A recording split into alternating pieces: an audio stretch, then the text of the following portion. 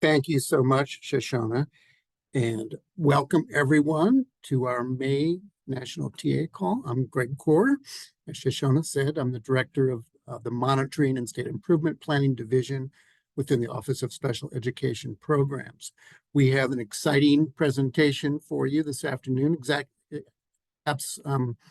two presentations.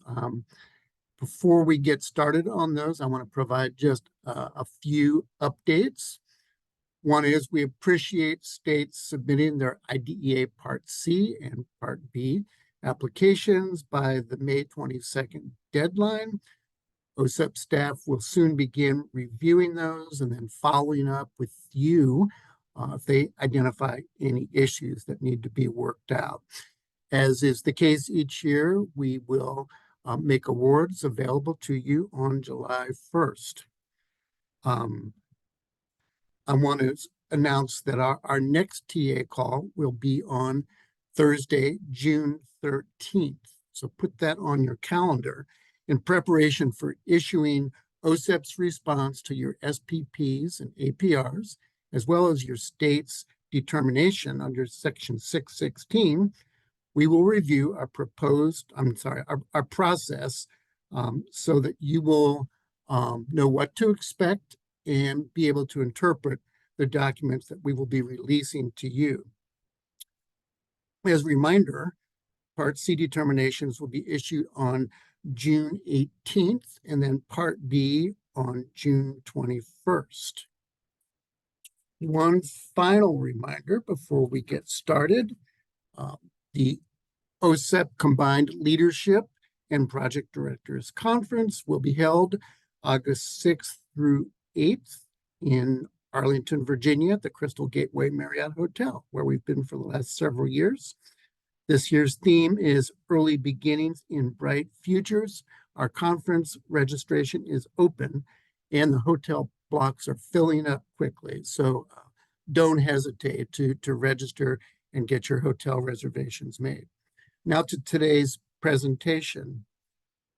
OSERS Assistant Secretary Glenna Wright-Gallo will present a highlight of the importance of leadership that puts child development and learning at the center of decision-making at state and local levels. In her presentation, Assistant Secretary Gallo will share current initiatives within the U.S. Department of Education to advance the OSERS priority of improving outcomes for infants, toddlers, children, and youth with disabilities through equitable access to high-quality intervention and instruction. So we're excited to have her join us. As I mentioned, there are two presentations following Assistant Secretary Wright-Gallo, OSEP's Rebecca Sheffield, and representatives of the National Instructional Materials Access Center, better known as NIMAC, will discuss the central role of instructional materials procurement in the NIMAS ecosystem and why SEA and LEA compliance with IDEA requirements is critical to NIMAC's ability to support students. So with that, then I will turn the presentation over to Assistant Secretary Wright-Gallo. Glenna? Great. Thank you so much, Greg. And thank you to the OSEP team for putting on today's webinar. I appreciate everyone joining us today and wanted to take a moment to talk about the importance of leadership that really highlights and puts child development and learning at the center of all of our decision making, both at the federal, the state, and local levels. I want to talk about some things that we're working on today, initiatives of the Secretary, priorities of OSERS, as well as some success stories that we're seeing from our states and some of our TA centers. Before we start, though, I really want to take a moment to acknowledge that as we come to the end of the 2023-24 school year, this is the perfect opportunity to stop and reflect on the monumental changes that have occurred in a relatively short period of time, following the height and the recovery from the pandemic. This includes items such as widespread adoption of technology, during which schools and districts and states quickly integrated digital tools and learning platforms for remote learning and intervention, which has continued to benefit the children that we work with, both for in-person education support and family engagement, using blended approaches. We've also seen increased access to devices and the internet, especially as many districts have secured funding to provide children with laptops and internet access, reducing the digital divide and enabling continuing learning from home and other locations. We've also seen an increase in enhanced professional development and professional learning, during which educators and providers received extensive training in the use of online systems and digital tools, improving their overall strategies for intervention and instruction. We've seen a focus on mental health for both children and staff, leading to better support systems and resources in schools and programs. We've heard a lot about new and innovative flexible learning models in which diverse child-specific needs are front and center. And then, as always, we continue to hear about great work that are happening in states and with partners around community and family engagement, using innovative ways to meet the diversity of need and provide multiple opportunities for authentic engagement.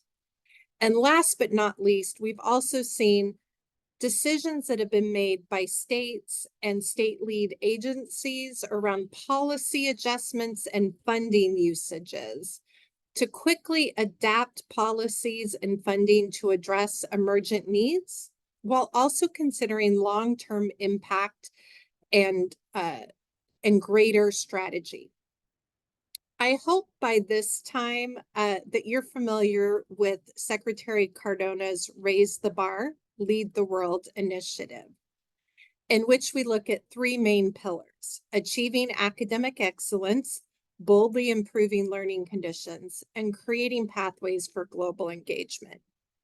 Each of these pillars is designed to improve the outcomes for all children, cascading into the OSERS priority, which I'm going to show you next, reflecting the major areas of needed action to improve outcomes for infants, toddlers, children, and youth eligible under IDEA Part C and Part B.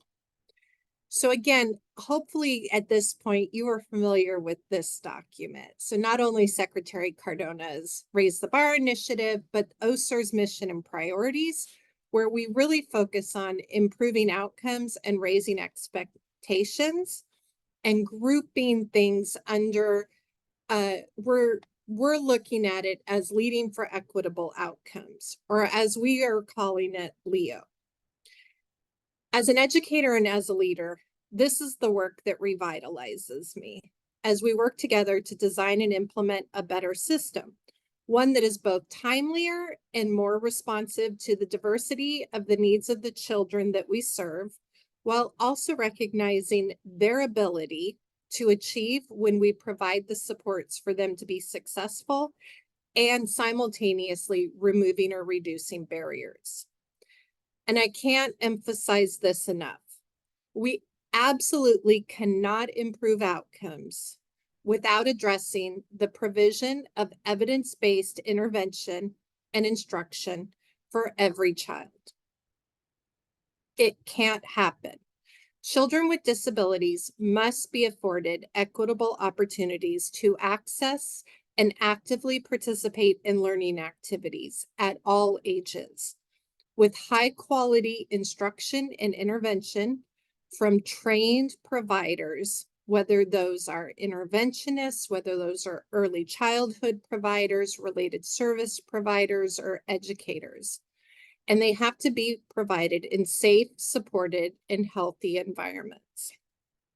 While the work ahead is undoubtedly challenging, it is entirely achievable, especially when we unite and tackle it together. At ED and across OSERS, we have invested in resources to further these systemic improvements and continue to work with you to identify additional opportunities. But from experience, I also know how quickly your work moves and how easy it is to forget or miss an update. So with that, I wanted to provide some highlights of some of the great things that are happening in the United States with our TA providers, with your colleagues. And I just had a few minutes, so I was able to grab some that really reference the great work we're doing to lead around equitable outcomes that addresses how do we make sure that we have a prepared, diverse workforce? How is it that we make sure that we're using evidence-based practices, really using accessible technology and materials, working with stakeholders, and using our resources strategically. And I'm just going to be able to touch on a few, but I encourage you to use the Q&A if you have additional examples under the LEO umbrella in these 5 areas or Raise the Bar initiative that you want to share with us. Please go into that Q&A and drop some of those examples in. So when we start by talking about equitable access to high quality intervention and instruction, one of the things that stood out to me is some success that New Hampshire has seen. So starting in 2020, the New Hampshire Bureau of Special Education Services decided to change the focus of its SIP and the SIMR, the State Identified Measurable Result. They changed it from preschool social and emotional outcomes to literacy. And they made that decision based on data that from the 3 previous years showed that many elementary schools in the state were struggling with reading proficiency. Some were seeing some stagnant results in the lower 25%, with other schools reporting proficiency rates of 10%. So I want to highlight, right? Like we're seeing some poor results, but we're looking at data, we're talking with stakeholders, we're identifying that we need to pivot. Some really good things are happening here. So during that SIP redesign, the state recognized that in order to improve student literacy outcomes, classroom teachers needed ongoing support in the form of coaching to improve implementation of high quality literacy practices. However, the coaches weren't familiar with how to effectively coach teachers.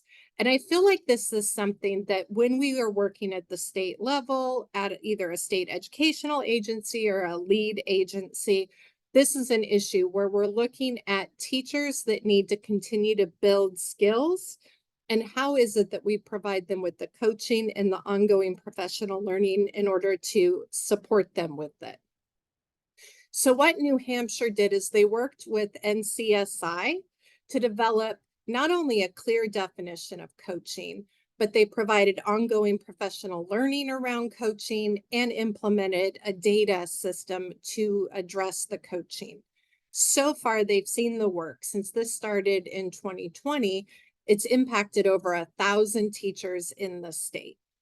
And we're waiting anxiously to see the next results of the data and the proficiency. Another example that I'm super excited about is with our youngest students. And so it's the early childhood learning space with STEMI. I don't know if you're familiar at all with STEMI, but STEMI is STEM Innovation for Inclusion in Early Education Center. And its purpose is to develop and enhance the knowledge base on engagement in STEM. So science, technology, engineering, and mathematics learning for the youngest children, birth through 5 years old with disabilities. It focuses on high quality TA and professional development to increase engagement of young children in STEM learning, as well as engaging partners in working to improve inclusionary practices. Now, I think this is fascinating. One, because we're working with our youngest students and really trying to engage them in some of that technology and math and engineering. But I think it also highlights that we may not be doing this in an adequate basis in our school age population. And when we look at advanced placement classes and dual enrollment and access to CTE pathways, this all, I think, can flow together and help us build a nice model. They are doing a STEM Fest in October of 2024. So this might be a great opportunity if you're not already connected with STEMI to look at some of the work that they're doing and potentially learn more, whether you work in this population or not. Another exciting practice is from Bookshare. And many of you may be familiar with Bookshare as they deliver free and equitable reading tools for students with print disabilities. But in summer of 2022, so just 2 short years ago, they launched an updated app, the Bookshare Reader for web, and a mobile version for both iOS and Android, and included more features like automated text-to-speech, sentence highlighting, and page and chapter navigation. The other thing they did is added enhanced math support, the capability to read equations, a mobile version for math, and better navigation within equations for screen readers. So when we look at our math results on state assessments, when we look at course taking patterns of our students in general education, grade level state standards, this Bookshare work and really looking at accessibility of math equations and getting into formulas and that upper algebraic thinking is another way to bring that accessibility to all students with disabilities. And then I would be remiss if I didn't talk about transition. So we've talked about our youngest children. Now let's talk about our school to post-school transition age students. And in Nevada, so my home state, although I can take no credit for this, their core leadership team worked through a process with the SISIP, I don't know how to say it, the State Implementation and Scaling Up of Evidence-Based Practices Center.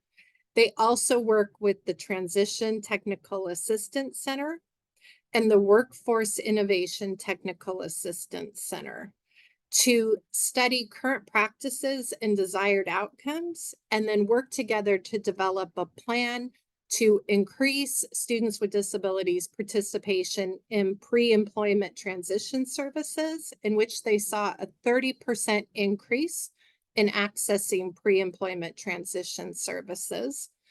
They also focused on increasing access to CTE, career and technical education programs of studies, and originally had a goal of 8% and increased that goal to 13% because of the rapid pace of the increase. And then they also are looking at and measuring increased post-secondary enrollment and access to competitive integrated employment. So another great impact story that we've heard about. So these are just some of the great outcomes and resources that are available to you. OSEP has multiple options across its variety of responsive technical assistance network to address data collection and use, accessibility, early childhood, school age, and transition age students, effective instruction, school climate and behavior, building systems of support, such as a multi-tiered system of support or universal design for learning, supporting families, and things that are disability specific. I ask that you use these resources to their full capacity to help you with the work that you need to do, and let us know if there are gaps or areas of need that we're not able to address using those TA centers. Thank you so much for your leadership, your creativity, and your commitment to children with disabilities and navigating our families and our students and our schools through the unique challenges that we've faced. over the past year or so, while maintaining your focus on those things that truly matter to raise expectations and improve outcomes. Let's use the summer months to rejuvenate ourselves, while also setting aside time to reflect and plan strategically for the improvements that we need to make, both short-term and long-term. Once again, we absolutely cannot improve outcomes of children with disabilities without actively addressing the provision of evidence-based interventions and instructions for every child. I look forward to hearing more about the work that you're doing and the successes that you're seeing, as well as ways that we can support you from ed to doing the work in better, more effective, and more efficient ways. Thank you so much and have a good day. Greg, I'm going to turn it back to you. Thank you so much, Glenna. I think at this point, I will turn it over to Rebecca Sheffield. Rebecca? Hi, thanks, Greg, and good afternoon. My name is Rebecca Sheffield. I am an education program specialist in the Research to Practice Division of OSEP, and I'm so excited to be here today as the project officer for an OSEP investment called the NIMAC, or the National Instructional Materials Access Center. Came to OSEP as a teacher who has seen how important the NIMAC is to making sure that kids who need accessible materials, for the reasons the Assistant Secretary Wright-Gallo was just telling us, that how important it is for our students to have access and to participate. So I'm just thrilled to be working with the NIMAC. The NIMAC is housed at the American Printing House for the Blind, and the project director is Nicole Gaines. She's also the National Director of Digital Access and Initiatives at APH. And with Nicole today is Liz Schaller, who is the NIMAC manager. These fantastic folks. I'm so glad that you're going to have the opportunity to learn more about what they do and how they work with states to get the materials in the hands of kids. They look forward to your questions in the Q&A. And with that, I'll hand things to Nicole and Liz. Welcome.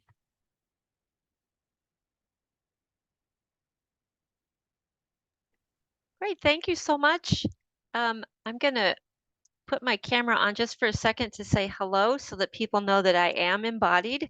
But then I'm going to turn it back off just to save my bandwidth, because I had a little weird message a little while ago. So, but we are super, super excited to be here and to talk with you a little bit about the NIMAC, and to hopefully get a conversation started about how we might be able to work with you, find some new channels to help get the word out about the importance of instructional materials procurement and the NIMAS requirement in terms of ensuring that kids can get the accessible educational materials they need when they need an accessible format. So for those folks who have not heard of the NIMAC, we are going to start off today talking a little bit about the NIMAC, and then the key role of instructional materials procurement in the whole AIM ecosystem, and then talk a little bit about how we might continue the conversation. So in terms of the NIMAC, if you are not familiar with what we do, just to really boil it down to the core of why the NIMAC exists and why the NIMAS exists, there was a very specific problem that IDEA was trying to solve in establishing a national center and a national source file format for the production of instruction materials. And that was basically, before the NIMAC existed, there were considerable delays in getting files from publishers in order to produce an accessible format. If a student needed large print, if the student needed braille, maybe they needed accessible digital text, it was very difficult. And sometimes it was just just not possible at all to serve the needs of the student in a timely way, right? So basically what the solution was in IDEA, we're going to have a national file format, which is NIMAS. We'll talk a little bit more about that in a moment. And SEAs will be required to adopt this format as their source file format to produce accessible formats. And we'll have a national repository to house these files. That's the in a nutshell, what we are all about. So basically, we are that source file repository for K through 12 textbooks and student-facing core instructional materials. Basically, we receive files in the NIMAS format from publishers, and these files are used by about 400 agencies and organizations in all 50 states and in the eligible territories to produce braille, EPUB, large print, digital audio, DAISY, just a whole range of accessible formats that are needed by students. So basically, what the goal is that when there is a need for an accessible format to be produced, there will already be a file waiting in the NIMAC so that there is no delay in getting that converted into the format that the student needs, right? So that's our goal. So where are we at today? Well, basically, we've been around for a while now. We were first operational we opened on time in December of 2006, and to date we have received over 77,000 digital files from over 190 educational publishers. So we've got a lot of material now in the repository. But the more important piece here is that users of the NIMAC have downloaded over 53,000 files for use in the first time production of accessible formats. And so one important piece of how we work is that when accessible media producers download a file, they only need that source file the first time they produce the material.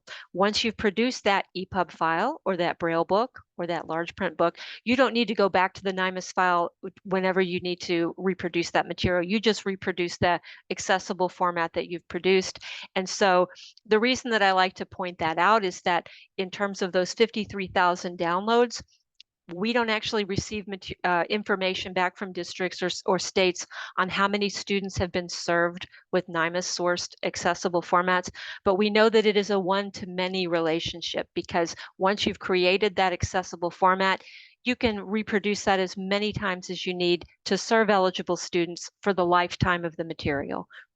So we just like to bring that up. So in terms of the way that the NIMAC works with states, the NIMAC is really probably unique. I never like to say absolutely because I don't know, there might be another project out there somewhere, but in terms of having a legislative mandate and for the vast majority of our the parameters for the project are written into the legislation. So one of the provisions in IDEA is that SEAs and LEAs are not required to work with the NIMAC, but they, as I mentioned earlier, SEAs are required to adopt NIMAS. And so what that basically means is if they choose not to coordinate, it's really just more of a burden on them because they have to go directly to the publisher and say, hey, we need you to send NIMAS files to us so that if we need an accessible format, we can produce it. So all 50 states plus the eligible territories have chosen to work with us, and pretty much for a long time that this has been the situation for about 15 years. I believe everybody's been on board. And when they choose to coordinate, there are certain obligations under the legislation for them, right?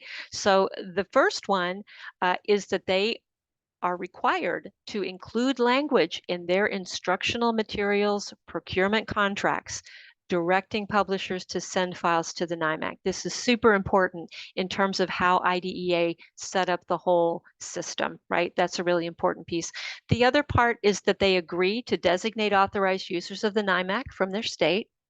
And I don't have it on the actual slide, but another important piece is that they agree to abide by the eligibility limitations in IDEA for NIMAS, as well as copyright. So when it comes to authorized users of the NIMAC, I want to talk a little bit about authorized users and accessible media producers in the context of how the NIMAC works, because later on Liz will be telling you a little bit about some data that we're going to be able to provide to some of the OSEP staff after this call, and to kind of put that into context. So in terms of the authorized users that I was just mentioning, these are designated by the NIMAC state coordinator, which is a person that is the point person in each state in terms of the way that the NIMAC interfaces with the states. And so AUs are designated. They are generally from within the educational structure of the state. They may be folks from larger school districts that have capacity to produce their own braille, for example. They might be at schools for the blind or instructional resource centers.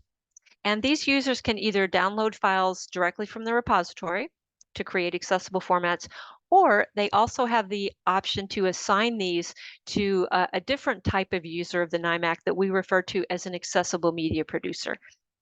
Now, just to try to avoid a little confusion, authorized users may very well be accessible media producers in their own right. For our purposes, it's just we're talking about two different types of accounts, and there's different access and privileges associated with those accounts. And so that's the distinction that we're making here. So when it comes to AMP accounts, those accounts don't have to be designated by a state coordinator. They're freely available. You could be a for-profit, a nonprofit. You could be a freelance Braille transcriber. You could be Bookshare or the American Printing House for the Blind.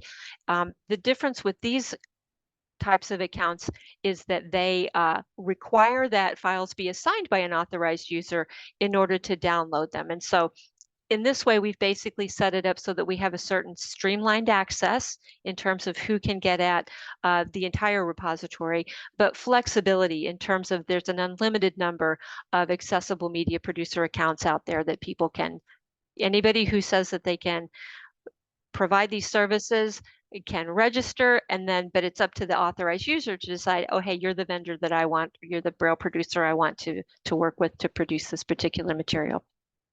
So as I mentioned, we have over 400 users and accessible media producers across the states and territories at this point. And I just wanted to kind of give a shout out because I know that in the earlier presentation, Bookshare was mentioned, and APH and Bookshare are both big users of the NIMAC. So we're kind of happy to hear that Bookshare was called out, because they are a really important user of the files that we make available. And so in addition to some of the bigger agencies, we do work with many small agencies and organizations.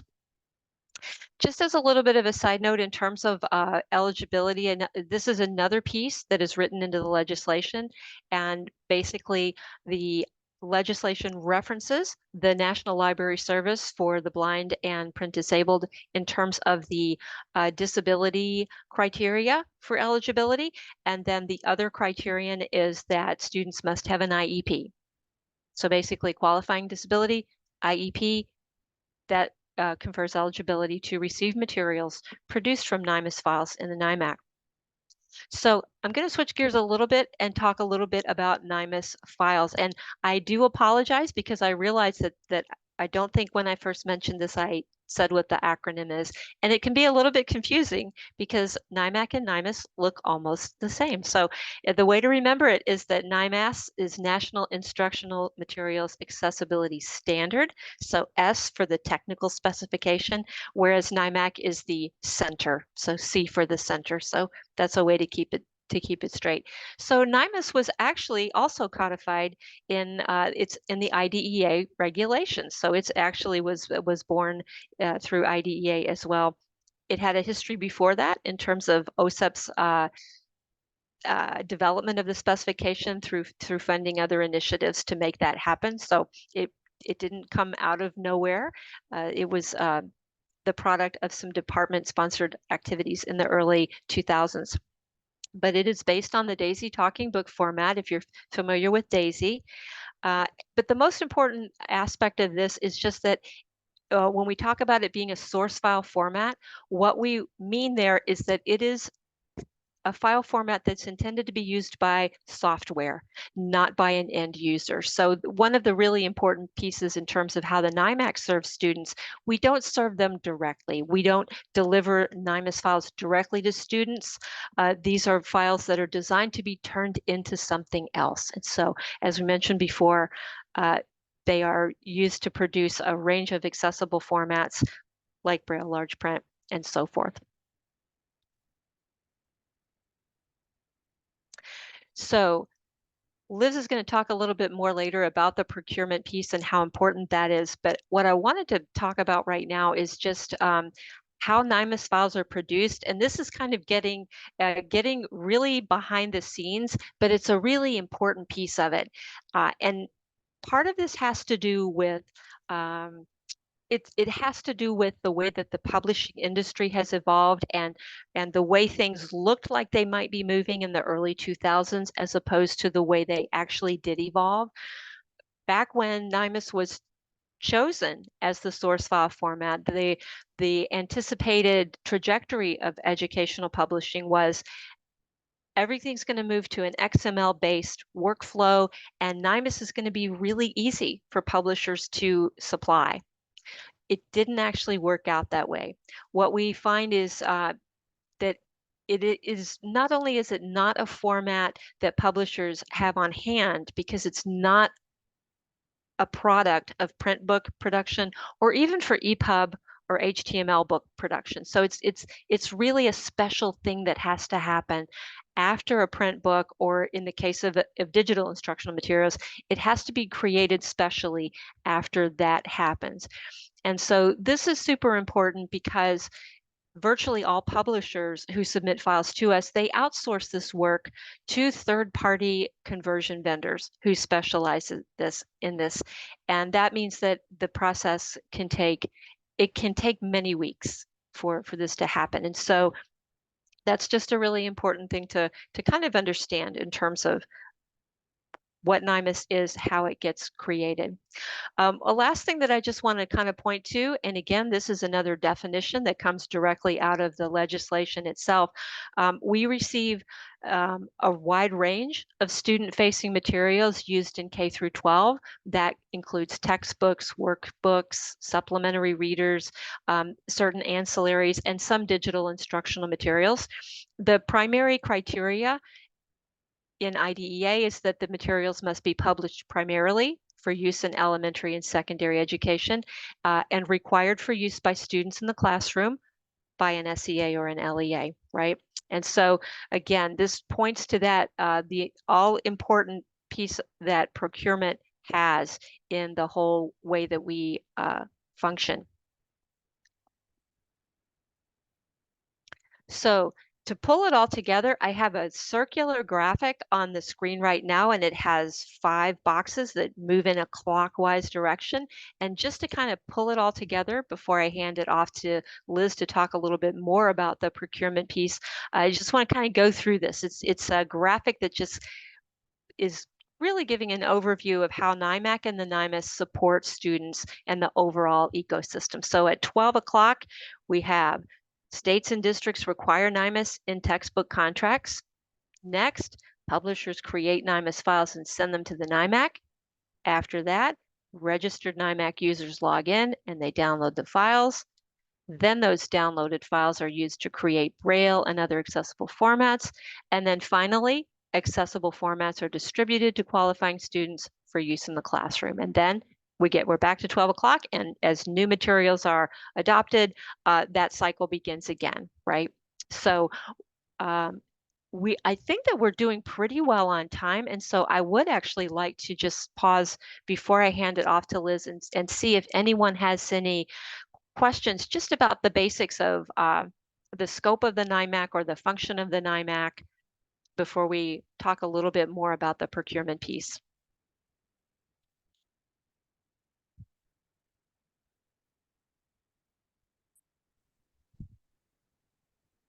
And I will. I'm not seeing any questions in the Q&A yet, but we can keep an eye on it. And I think Nicole can kind of keep an eye on it while I'm speaking as well. So if you think of something, please do please do ask. Okay, great. Well, with that, I'm going to hand it off to Liz to take it from here. Thank you. Thanks, Nicole. Yeah, so I am the NIMAC manager, so I kind of manage the day-to-day operations of the NIMAC. So when we receive the files from publishers, we review them to make sure that they are good quality and that the metadata means that they will be searchable and findable by the folks that need to utilize them for accessible format production. And if that is true, then we will certify them and make them available. And as Nicole mentioned, all 50 states, as well as the eligible territories, do all coordinate with the NIMAC. And obviously, for practical reasons, the NIMAC isn't able to manage the individual coordination that would happen at the district level. So from our standpoint, LEAs are considered as coordinated when the state coordinates with the NIMAC. And states don't share with us whether any individual LEAs happen to have opted out of the NIMAC. So we are not aware of that information. That is not shared with us. SEAs and LEAs that coordinate with the NIMAC are required under IDEA to include language in their procurement contracts directing publishers to send files to the NIMAC. And that's kind of why we're here today, to talk about that particular piece of the NIMAC puzzle, because it is incredibly important for timely delivery of accessible formats. And this is the only mechanism in IDEA that can require publishers to send us files. There's no blanket requirement for publishers to produce NIMAS and submit it to the NIMAC, other than at the time when the state or district purchases the material. And you can see here on the screen the procurement requirement from IDEA 2004. And highlighted here, we have requiring the publisher to prepare and on or before the delivery of the print instructional materials, provide to the NIMAC the electronic files containing the contents of the print instructional materials using the NIMAS. And the timing of this is incredibly important. It's why this belongs in the language of the contract, because we want to have the file in the system at the point where the need for the accessible format has been identified, so that production can get started immediately. So that is why that timing is so important. When customers include this language, then we will have files available when Braille or EPUB or large print needs to be produced. We know because the NIMAC is housed at APH, and APH produces much of the Braille that's used in US classrooms, that Braille production can take many months. It can take many months just to get the first few volumes of a Braille book produced and given to the student, much less the entire textbook. Some large textbooks, especially math and science or graphics intensive books, can take up to a year or sometimes even longer to produce. So it's very important that there's no delay on our side when that accessible format need is identified. When an SEA or LEA does not include NIMAS language in their contracts, we may not receive the files. We do know we actually had some surveys go out this year to publishers. And so we do know that some publishers, especially the larger ones, do proactively submit NIMAS to us for all of their core materials, but they do not have to do that. And it's not something that all publishers routinely do.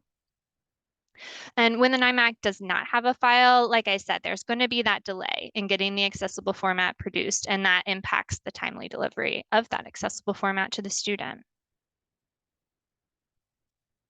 In fact, just today, I was working with a teacher in Michigan at a school, and I think the purchasing of the material that they're using happened at the school level, and the school did not require NIMAS in their contract. So in those instances, and we'll talk about this functionality that we have in our system called the watch list. The NIMAC does try to intervene with publishers to request files when they're not already in the NIMAC, when that need has been identified.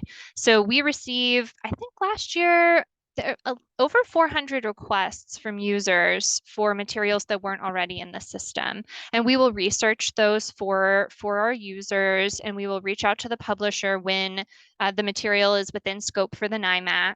And there isn't already a classroom compatible edition in the NIMAC. Sometimes that is the case, but when there isn't already a file available that they need, then we'll reach out to the publisher and try to obtain one.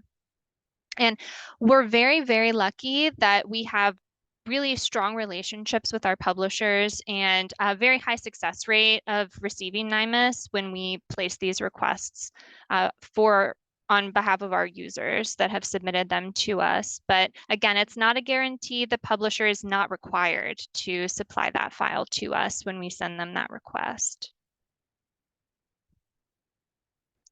On the screen here, we pulled some data for you all just to kind of illustrate this point about delays in getting accessible format production started. So in 2023, we looked at our watch list requests and how many weeks it took for us to receive a NIMAS file from the point when we requested it from the publisher. And so as you can see here, there were about at the 4 or 5 week mark, we got about 20% of the files each of those weeks. And I think overall a majority of the files came in under 5 weeks, but still you're looking at, I would say about 40% took 6 weeks or longer to receive. And so again, you're adding that onto the production time for that accessible format. And here's a breakdown again. So almost 80% of the requests did require 4 weeks or longer for the publisher to fulfill, and 24% took 8 weeks or longer. And so this time, again, it's added onto the time required to create the accessible format that's needed for the student. And even large print can take 2 to 3 months from formatting the book to completion of that bound book. So that we really don't want to see any delay in getting that production process started. Just if you're curious about, if folks in your state are utilizing the watch list or not, it is optional. And in 2023, there were 21 states, users from 21 states who placed requests on their watch list. And it can be used either by an authorized user or by an accessible media producer. And we do want to note that it's not necessarily an indication that the SEAs or LEAs in their states are doing better or worse than average in including NIMAS language and procurement contracts. We know, depending on the state, some purchasing may even be happening at the school level. So we do want to note that. But we did pull some data together for you all, and we packaged that here alongside some data on authorized user downloads and AMP assignments as well. So on the screen here, you can see a bar graph that shows state NIMAC activity national totals for 2021, 2022, and 2023. So for each year, each of these graphs goes up. So we're seeing higher in levels of downloads between 2021, 22, and 23. Same thing with our AMP assignments. So authorized users assigning files to accessible media producers. That number has increased from 2021 to 2023. And then again, we've seen the watch list request numbers go up each year as well. And the actual numbers are on the next screen here, the charts. So in 2021, we had right around 1,000 authorized user downloads, and we were up to a little over 2,000 in 2023. And a pretty sizable similar increase with our AMP assignments. And from 2021 to 2023, our watch list requests increased from just around 300 up to 450 in 2023.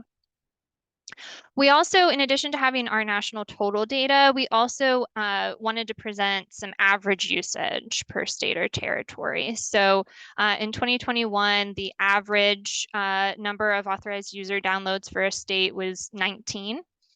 In 2023, that number went up to 36. And for AMP assignments in 2021, it was 30. And in 2023, it was 42. So again, these are just averages based on our national totals. And what we've done is pulled together this national data, and then we've pulled the data for each of your states and territories. And early next week, we'll send that out to you. We have a zipped folder, and it'll have a one-page document that shows our national data and national averages. And then we did a one-pager for each state or territory, so you can compare.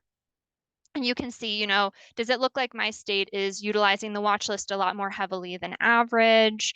You know, where am I falling where I think we should be falling in terms of the national averages for NIMAC and NIMAS usage? And we'll be happy to answer any questions that you all have after you've had a chance to look those over. Again, I know it's a holiday weekend, so I will be sending those out, I think, on Tuesday next week. You can expect to receive them, and we're happy to field any questions about those at all once you have them and you can look them over. We would really like to have some input from you as well. And we figure, you know, it's the end of the day, and you know, you may not have anything that you want to throw out at this time, but maybe if you're thinking it over the weekend and you get this email from us with the data, maybe you'll have some thoughts you'll want to share at that point. But a couple of questions we want to kind of leave you with are, how can we help ensure that your states are optimally utilizing the NIMAC? And how can we work together to ensure that SEAs and LEAs are meeting their IDEA obligations in procurement? So those are two really important things that we'd like to connect with you on and work with you on.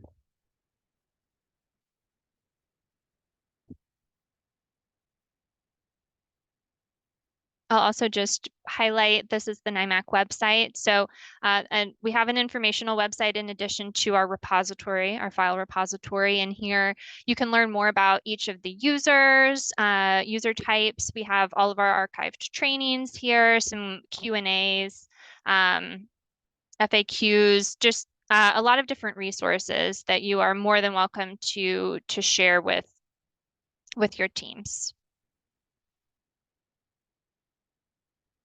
And with that, I think we can check and see if there are any questions in the Q&A. I'm not seeing any questions other than Crystal Patrick did say, woohoo, North Carolina. Yeah. And I responded with a sideways happy face because I wasn't sure how to do an emoji. So say yes. No other questions so far. Okay, great. Okay, if there are no other questions right now, we can go ahead and wrap up today's presentation.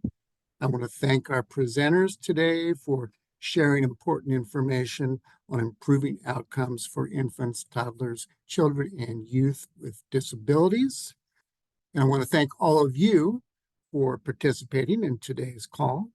I hope everyone has a safe and enjoyable Memorial Day holiday. Thank you.